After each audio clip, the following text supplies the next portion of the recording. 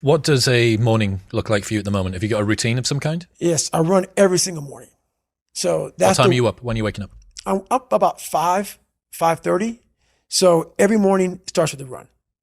And that's because that's the one thing I hate to do more than anything in the world. So that's like my cup of coffee. And I'm all about armoring yourself. So the second you leave your house and the second you open your phone, the second you do any of that, you are now letting in poison and cancer. So I make sure a lot of things you can't avoid. So as I get up, I start to armor plate my mind and body. Like a person's going to war, you put your body armor on. That's what I'm doing on that run. I'm waking up and I'm giving myself all this armor. So when I come out in the world, now look at that phone, I'm ready. I'm not waking up late. I'm not rushing around. I'm not disorganized because I know I'm gonna get hit in the fucking mouth. There's an art to getting hit in the fucking mouth. And that is why these things are important. You have to wake up and you have to give yourself belief. You have to give yourself confidence. So that, it starts with that run. So after the run, I come home, I eat something small. How long's the run typically at the moment?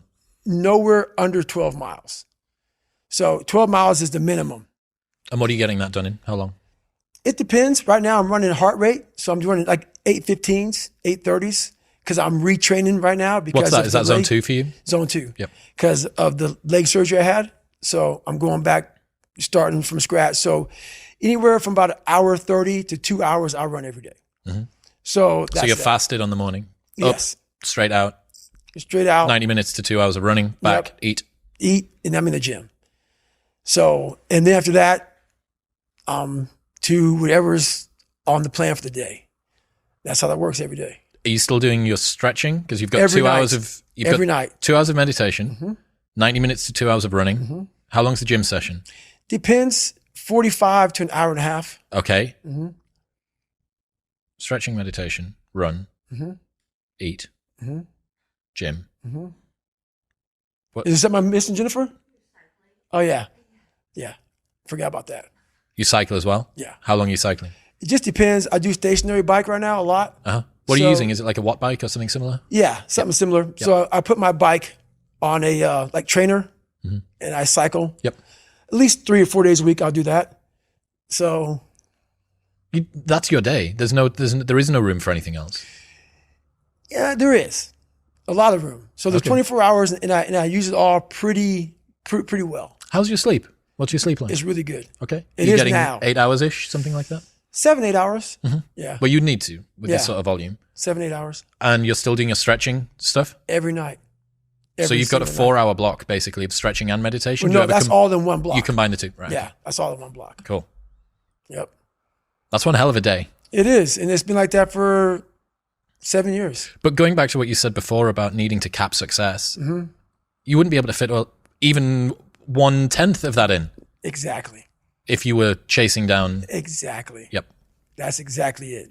So if all that's fucked up, that's why I got to cap success because I can't put that in. And that's my growth factor. So, that's my human growth factor. You said before about how you build up self-esteem and confidence and stuff. Mm-hmm. And there's this quote from one of my friends, Alex Hormozy, that says, you don't become confident by shouting affirmations in the mirror, but by having a stack of undeniable proof that you are who you say you are. Outwork your self-doubt. Yes. That's nailed. Nailed. Completely nailed. Yes. Because a lot of people will, and some of these motivational people out here, it's the funniest thing in the world to me. They'll go and say, when you wake up in the morning, pound your chest. Fucking look at yourself in the mirror and do all this fucking bullshit. I hope it works. What works for me is that everyday resume, the things I know I've accomplished, the things I know I've done, real hard work, the real calluses on my mind, the real calluses on my hands. That's it. You don't need to pound your chest in the mirror fucking anymore if you have that. It seems like, especially with confidence, right, or self-esteem, there's a relationship between confidence and competence. Mm-hmm. So what you're looking to do is try and have what you believe that you can do be ahead of what you can do. Right. Now, you're not looking for it to be delusional. You don't want it to be able to believe that you can do something like fly. right? But you need to have a relationship between the two. But what people are asking for is for their confidence to be so far ahead of their competence that, or without having even been competent at anything in the beginning. And that's just delusion. That's fantasy. Right. Well, I believe that you have to build belief. Belief is like, there's an after school special belief where the mom says, believe in yourself. And that's all great. But there's also a built belief. And the built belief is one where you are constantly, like for me, I came from a bad place.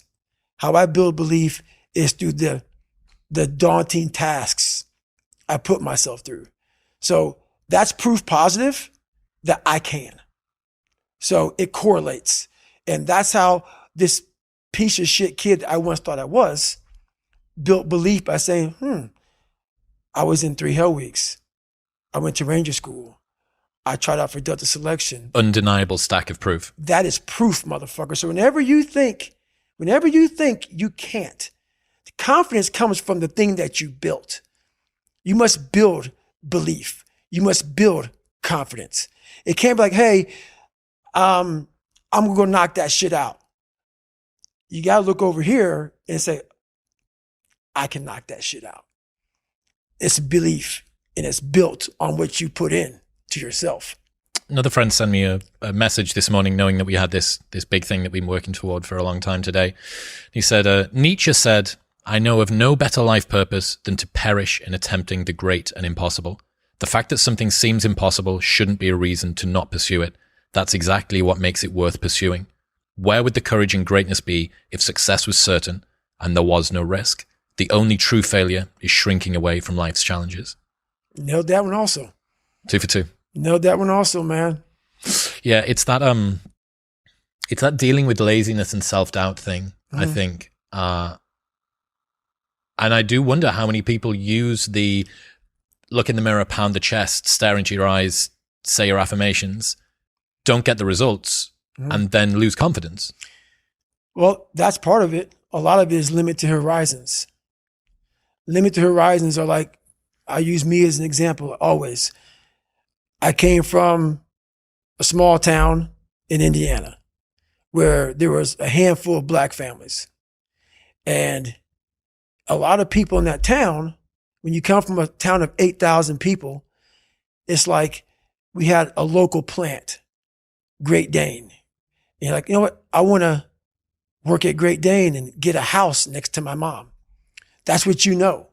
So many of us come from these small places in our mind that we're not willing to think outside of only what we've seen. Our mind works in such a small compartment.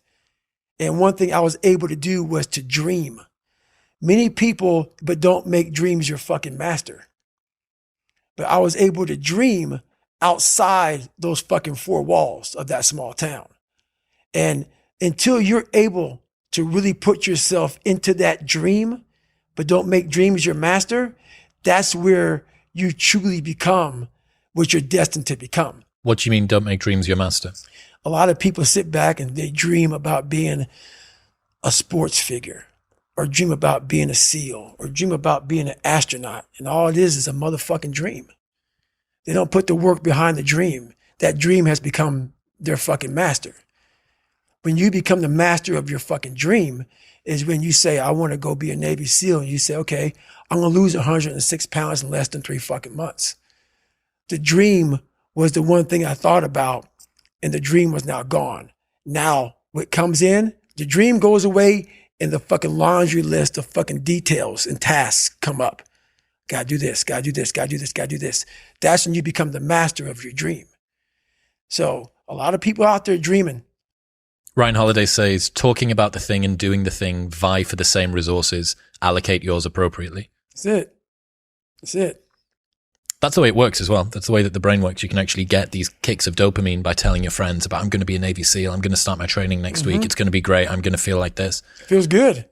It feels good to talk about that shit, man. It actually makes you feel good, makes you feel proud, all that shit. But guess what happens? That alarm clock goes off at 4 a.m. to train. I don't want to be a SEAL today. Or I don't want to be whatever today. I'll start tomorrow. And that's the usual pattern of people's lives. That's why I talk about clearing out the mind. Until you really want to do something, you're always going to be a talker. You always going to run your fucking mouth.